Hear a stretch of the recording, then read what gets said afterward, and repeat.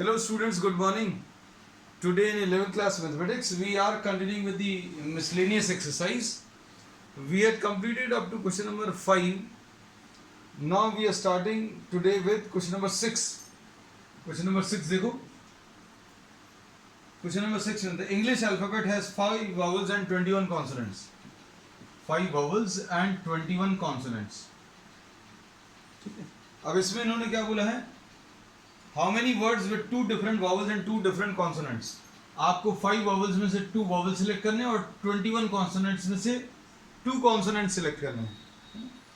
अब ये कितने तरीके से कर सकते हैं? This can be done in how many ways? 5C2 5 vowels में से 2 vowels select करने का ये तरीका रहेगा और 21 में से 2 select करने का तरीका 21C2 रहेगा. ठीक. So selecting 2 vowels out of 5C2 ways, selecting 2 consonants out of 21 can be done in 21C2. Or since you have selected 2 vowels and 2 consonants and these can be arranged among themselves, क्योंकि ये words form करने का तो arrangements will also matter है ना. So we say into factorial 4. ये इसलिए लिखा है because the 4 alphabets can be arranged among themselves. ठीक है, तो हमने रीजन भी लिख दिया. अब इसको आप चाहो तो सिंप्लीफाई कर लो. क्वेश्चन नंबर 6 में सिंप्लीफाई करने पर कितना आ जाएगा? 5 इंटू 4 अपॉन 2 इंटू 1 इसका ये आएगा into 21 into 20 divided by 2 into 1 into factorial 4 को अगर सॉल्व करेंगे तो ये 24 आ जाएगा है. तो ये सॉल्व करने पर 10 आया, ये सॉल्व करने पर 2, ये 10 आएगा, ये 210 आएगा, ये 24 आएगा है. तो इसको अभी आप सिंप्लीफाई कर सकते हैं. तो सिंप्लीफाई करने पर कितना आ जाएगा? You can solve. तो ये 24 इंटू 21 ये 4 ये 2 and 8 10 तो ये आ जाएगा बच्चों 50400. This will be the answer. Answer to question number 6. तो क्वेश्चन नंबर 6 ये कर लिया. अब इसके बाद नेक्स्ट क्वेश्चन क्वेश्चन नंबर 7 देखो. क्वेश्चन नंबर 7 में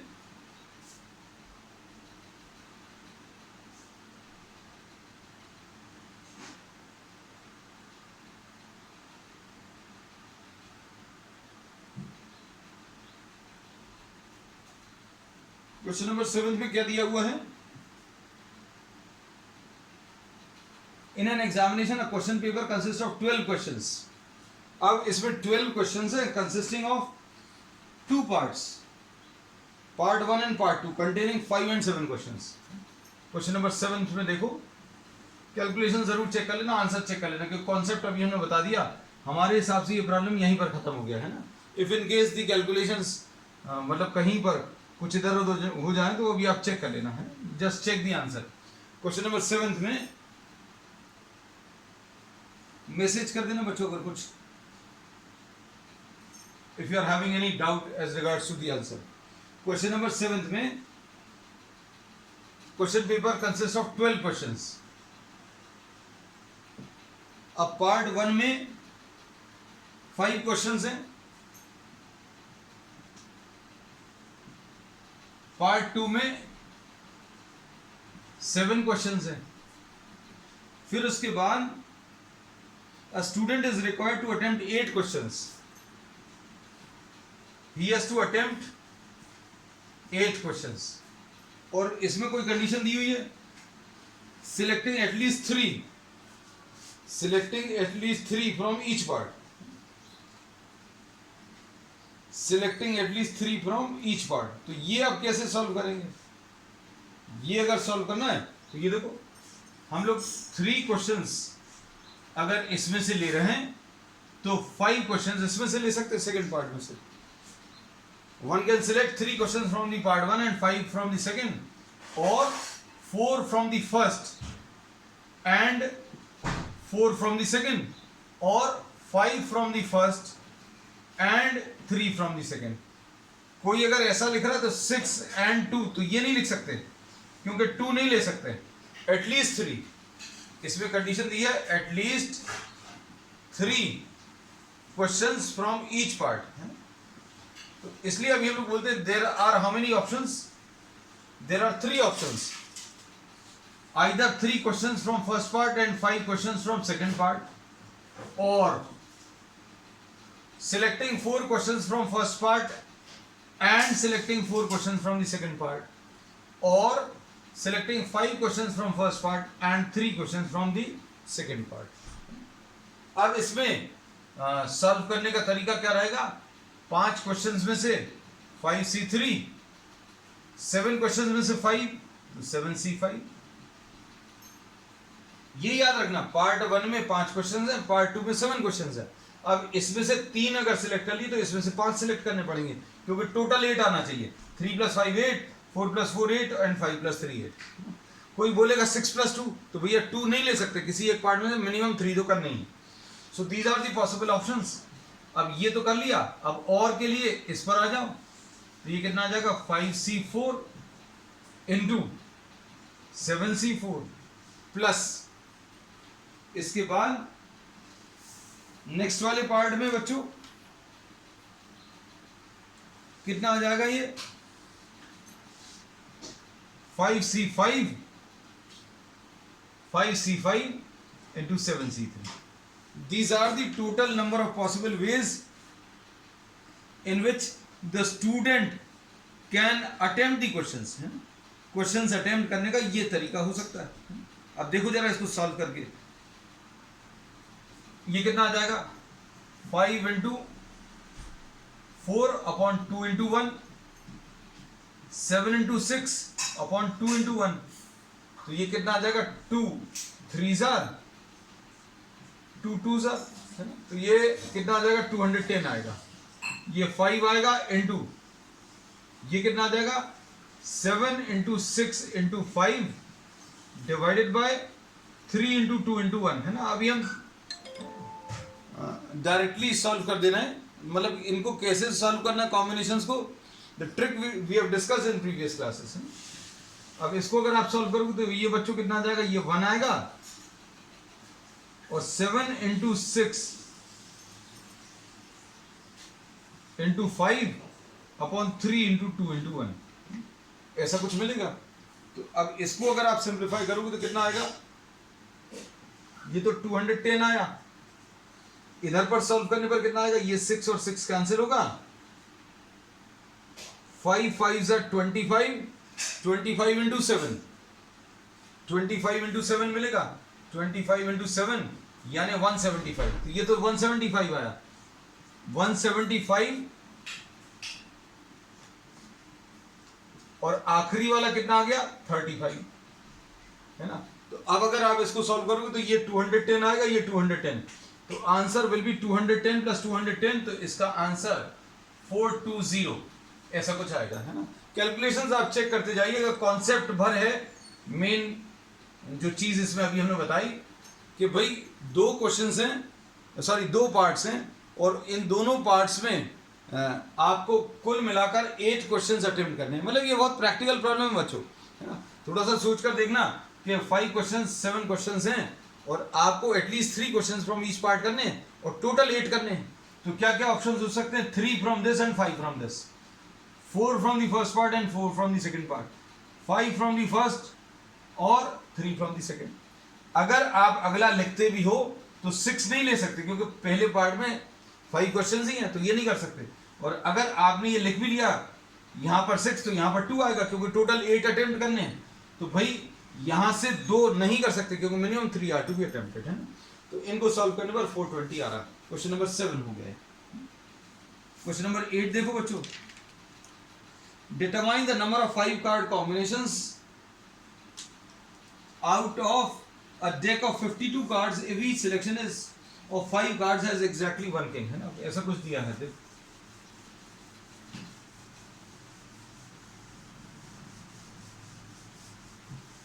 अब इसमें 52 कार्ड्स हैं और 5 कार्ड्स के कॉम्बिनेशन सिलेक्ट करने हैं। क्लियरली बोला है, वर्ड कॉम्बिनेशन ही यूज किया है। क्वेश्चन नंबर 8 में 5 कार्ड्स आउट ऑफ 52 सिलेक्ट करने हैं।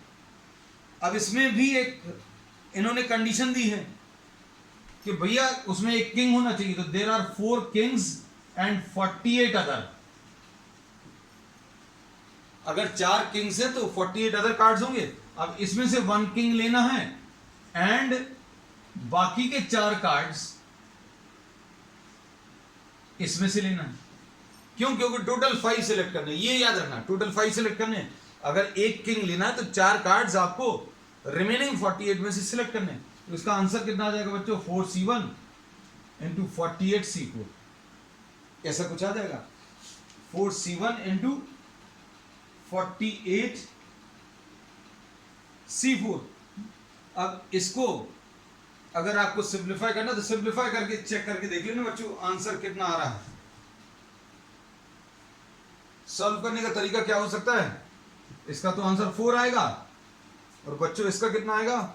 48 into 47 into 46 into 45 upon 4 into 3 into 2 into 1, है ना।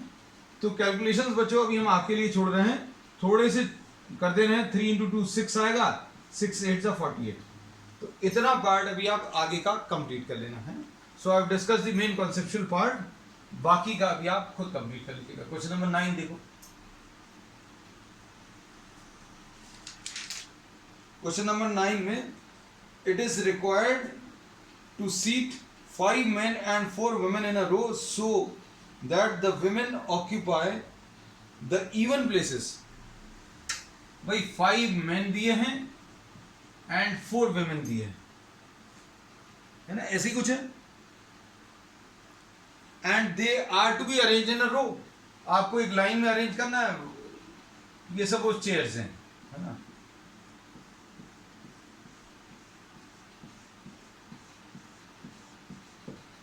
ये first, second, third, fourth, fifth, six, seventh, 8 और 9। अब इसमें बच्चों women are to be seated only at the even places। ऐसा कुछ प्रॉब्लम दिया हुआ है क्वेश्चन में, पढ़ के देखो।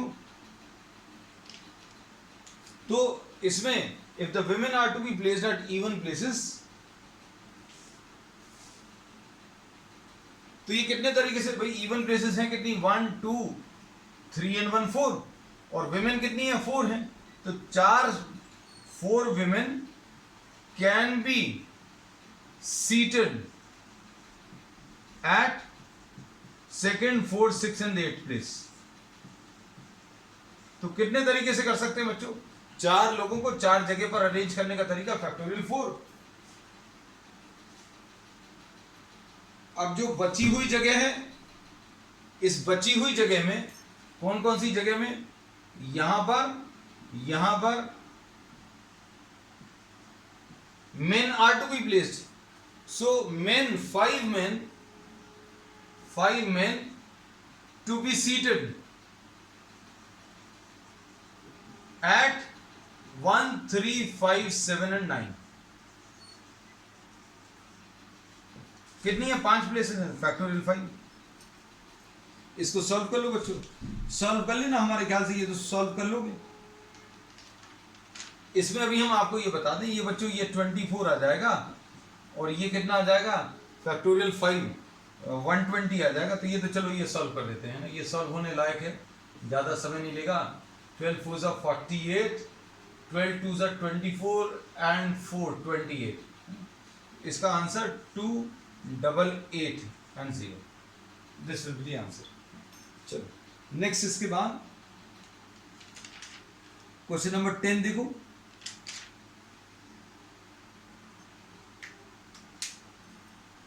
क्वेश्चन नंबर 10 में from a class of 25 students 10 are to be chosen for a excursion party. 25 में से 10 को चूज करना है। From a group of 25 10 are to be chosen। अब इसमें देखो ये सारे बहुत practical. There are 3 students who decide that either all of them will join or none of them will join. In how many ways can the party be chosen?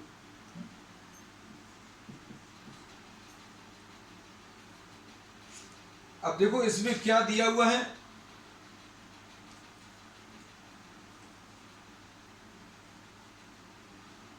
इसमें 25 students, 10 to be chosen. So 3 friends, suppose A, B and C, either all 3 go or none of ABC goes. ये ऐसा इन्होंने बोल दिया भाई जाएंगे तो तीनों एक साथ जाएंगे, नहीं जाएंगे तो कोई भी नहीं जाएगा, है ना. अब देखो बच्चों, अब सिलेक्ट करने वाले के पास क्या ऑप्शंस हैं. जैसे सपोज आपने एबीसी को सिलेक्ट कर लिया. अगर ये एबीसी तीनों जा रहे हैं तो आपके पास एक्चुअल सिलेक्शन कितना बचेगा. इफ एबीसी गोज देन 22 तो बचे, और उसमें से 7 आर टू बी सिलेक्टेड. 22 में से 7 क्यों? Because these 3 are going. If these 3 are going मतलब ये 3 को बिल्कुल फिक्स कर दिया कि ये लोग जा रहे हैं. If ABC are going, imagine करना, आप खुद को इमेजिन करना, ज्यादा अच्छे से पता चलेगा. तो टीचर के पास ऑप्शन क्या बचेगा. भाई 3 लोगों ने डिसाइड कर लिया हम लोग जा रहे हैं, तो आपको टोटल नंबर ऑफ स्टूडेंट्स जो सिलेक्ट करने हैं और जितने सिलेक्ट करने हैं दोनों जगह से 3 कम हो जाएगा. क्यों? क्योंकि आपने इनको सिलेक्ट कर लिया. एबीसी आर गोइंग तो मतलब यहां से 3 कम हो गए ऑप्शंस के लिए. 22 ऑफ स्टूडेंट्स में से 7 स्टूडेंट्स को सिलेक्ट करना है. सिलेक्ट एक्चुअल में 10 को करना था लेकिन 3 आ गए हैं अपने आप. So this can be done in how many ways? 22 C7 ways. अब इसके बाद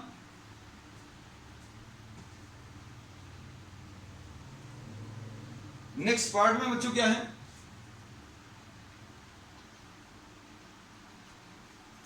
if these are not going, ABC not going, ABC तीनों या तो चले गए और एबीसी नॉट गोइंग.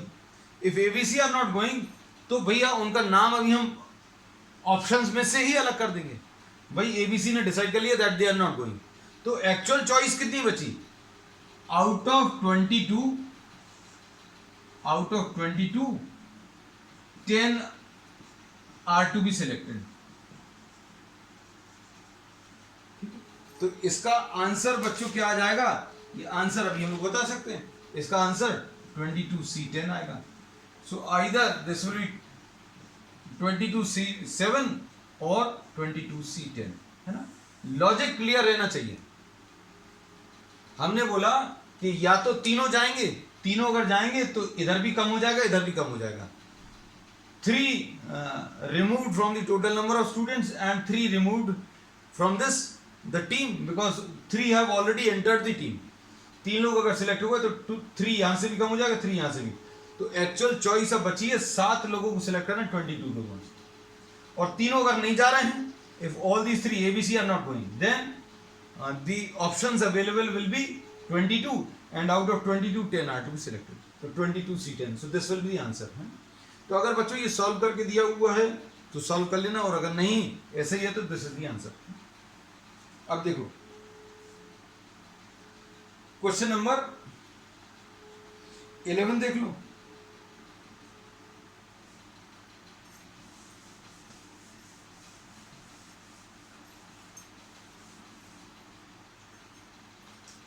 C10 और इसका 22C7. ठीक, आंसर विल बी 22C10.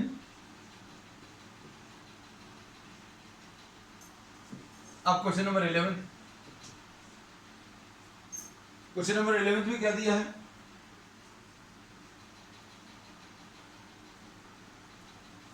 इसमें ये दिया है in how many ways can a student choose a program, sorry गलत question, in how many ways can the letters of the word assassination be arranged?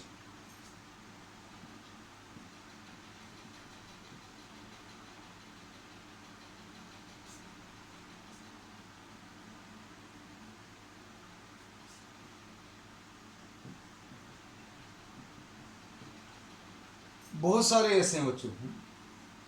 In how many ways can the letters of the word assassination be arranged so that all the S are together? All the S together बच्चों अगर चाहिए है,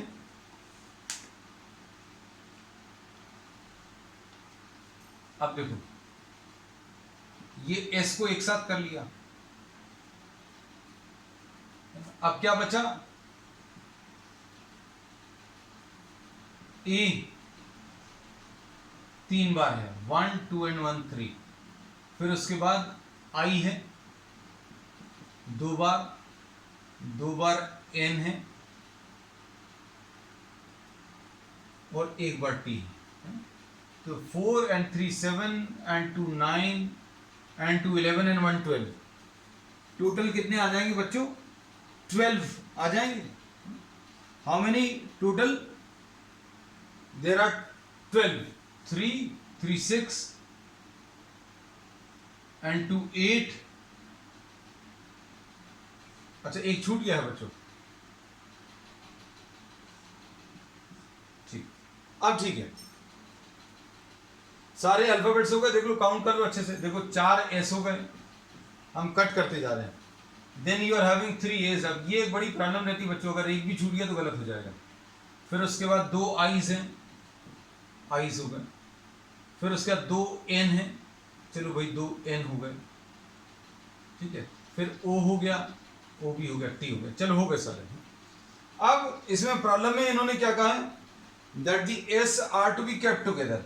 तो अभी हम लोगों ने कैसा बताया है, अगर याद हो, अगर if some objects are to be kept together then tie them together, मतलब आप उनको बांध दीजिए.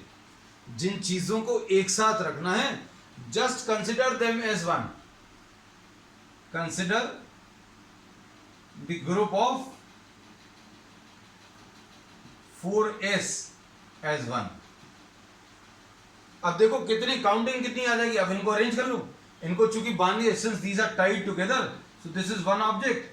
अब this is 1, this is 2 3 4 5 6 7 8 9 and 1 10. So 10 objects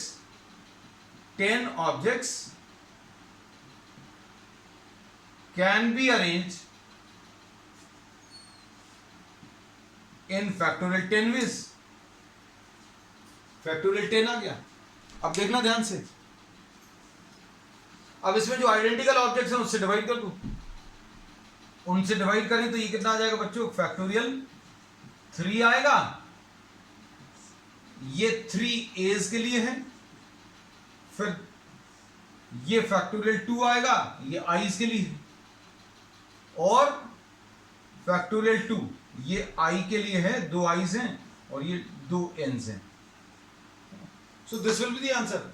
अब किसी को ये लगता है कि इन 4 एस को आप आपस में भी तो अरेंज कर सकते हो, तो इन 4 को आपस में अरेंज करोगे तो भी कुछ नया नहीं मिलेगा. If this S is replaced by this S, अगर ये सारे अलग अलग होते, suppose it was said that the vowels should be together, तो ये 4 अगर अलग अलग वॉवल्स है तो ये फैक्टोरियल 4 से और मल्टीप्लाई हो जाता है. और अगर आपको करना ही है तो ये 4 ऑब्जेक्ट्स को आपको अरेंज करना है, ये 4 ऑब्जेक्ट्स को कितने तरीके से कर सकते हैं, फैक्टोरियल 4. और जितने एक जैसे हैं, ये चारों एक जैसे, तो फैक्टोरियल 4 से डिवाइड होगा. तो कहने का मतलब ये है कि 4s को, the 4s cannot be arranged in any different manner. There is only one possible way in which the 4s can be kept together. तो अब इसको आपको सॉल्व करना है. ये कितना आ जाएगा, कोशिश करें सॉल्व करने की बच्चों.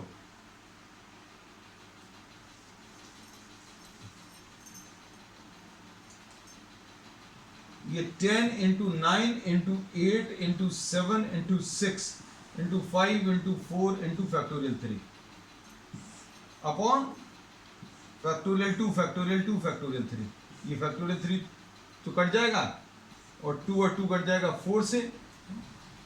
तो अब कितना आ जाएगा बच्चों कंबाइन करने पर, ये 90, ये 56 और ये 30 है ना। तो अब ये कितना आ जाएगा बच्चों 2700 इंटू वॉट 56 है ना। तो 2700 इंटू 56 यानी 56 को 27 से मल्टीप्लाई कर दो, 7 6 42, 4 7 5 35, 35 and 12, 35 and 12 47 and 4 51, 5 5 2 10 and 5 15। तो ये आ जाएगा बच्चों कितना, आंसर चेक कर लेना, हो सकता है हम गलत हों है ना। तो nothing to worry about the answer. Answer मान लीजिए हमसे अगर कहीं पर कैलकुलेशंस में कुछ गलती भी अगर हो जाती है तो कैलकुलेशंस तो आप चेक कर सकते, कॉन्सेप्ट वाला पार्ट जो है that should be very clear. 1 okay सार्थक 151200, थैंक यू। चलो परफेक्टली ओके, ठीक है। So this finishes the exercise and the chapter है ना। we'll be discussing some extra problems in the next term or we'll be starting a new chapter. That's all for today.